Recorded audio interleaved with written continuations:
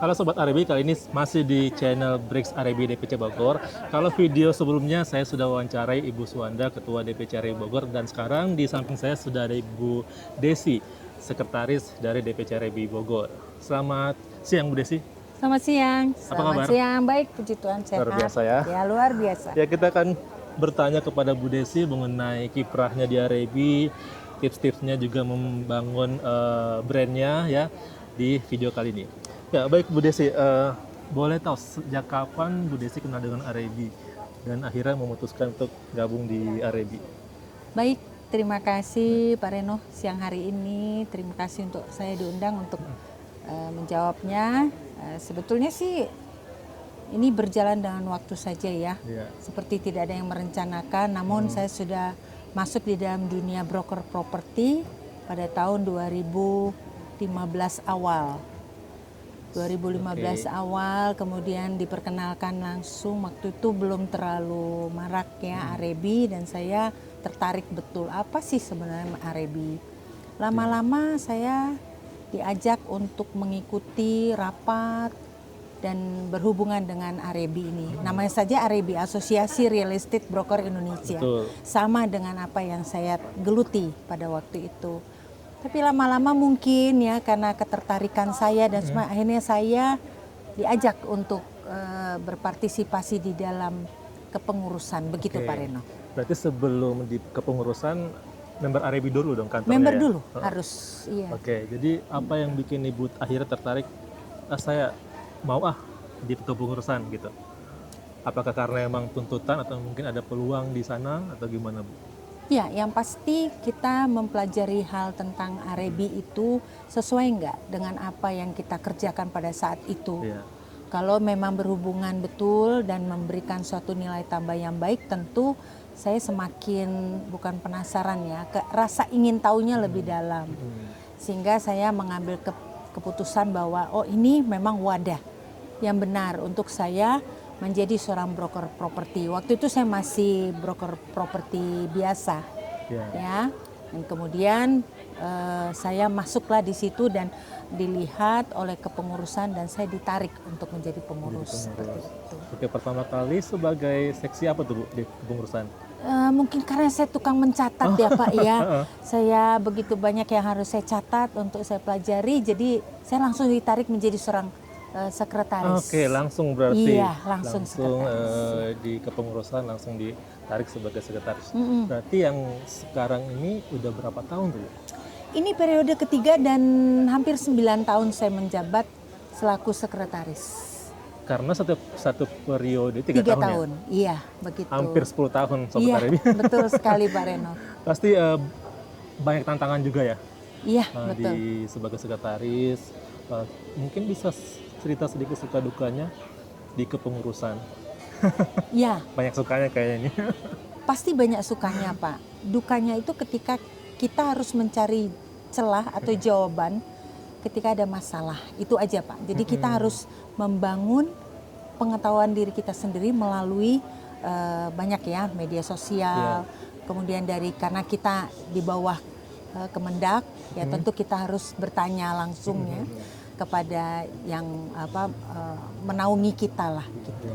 Yang memberi regulasi yang lah memberi ya. regulasi. Tadi Ibu bilang menjawab masalah-masalah, mungkin masalah-masalah dari member-member Arebi kali ya. Jadi mungkin fungsi Arebi bukan cuma sekedar asosiasi, tapi juga sebagai jalan keluar bagi member kita yang punya ada masalah baik di internalnya atau sesama broker. Seperti itu ya? Betul Pak. Jadi memang kalau tidak ada regulasi atau peraturan yang diberitahukan kepada setiap marketing atau setiap broker properti, maka dia akan bersifat seperti marketing yang di luaran sana tanpa peraturan.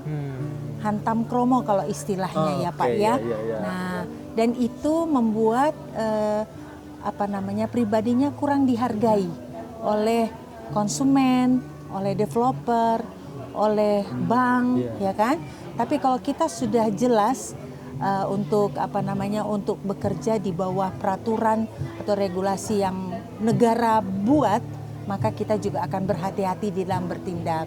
Dan itu yang harus kita sampaikan kepada para broker properti yang di luaran sana, Pak.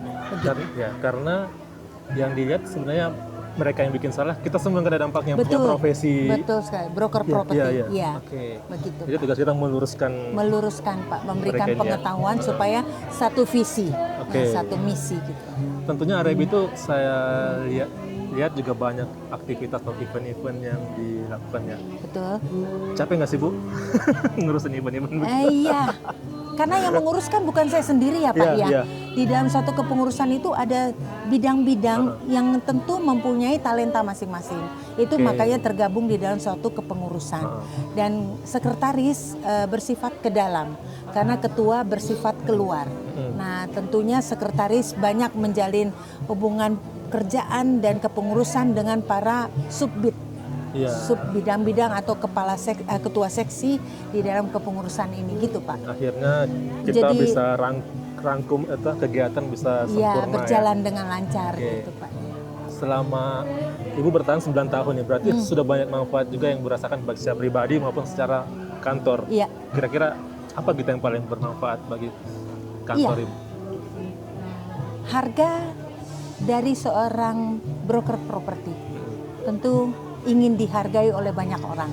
Pertama dari konsumen, Iya.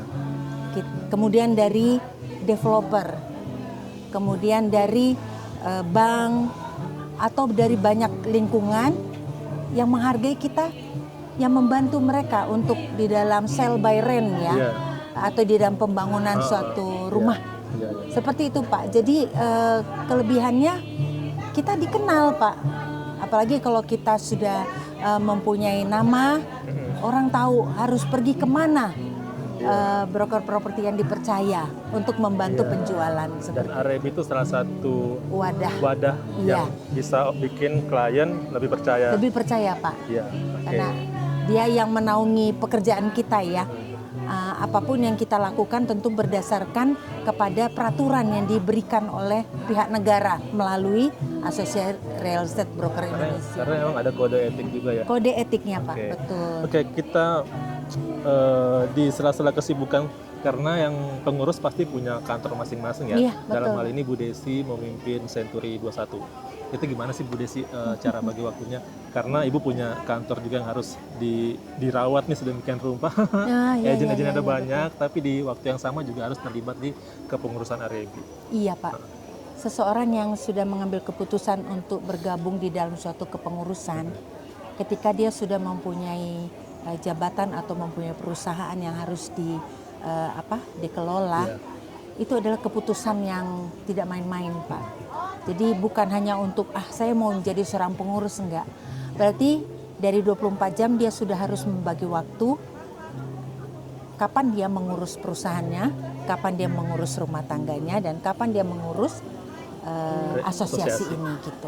Mungkin masih ada lagi kegiatan lain ya, dari kegiatan kerohanian atau dan sebagainya. Semakin banyak kegiatan yang kita lakukan, tentu akan semakin pandai kita mengatur waktunya. Begitu, jangan sampai kececeran. Justru Gitu. bukan semakin banyak malah semakin berantakan ya, tapi Iya, semakin harus terlatih iya, untuk betul Pak. lebih manajemen waktu. Betul Pak, betul, harus diatur supaya semuanya kebagian seperti itu.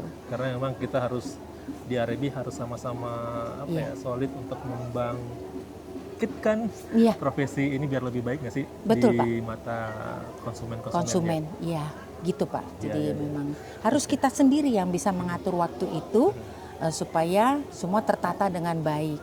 Ya, kalau misalnya itu harus tempur waktunya, seperti misalnya kita harus bertemu rapat, tentu akan ada satu pertanyaan, karena yang mengatur rapat juga seorang sekretaris, Iya. ya kan?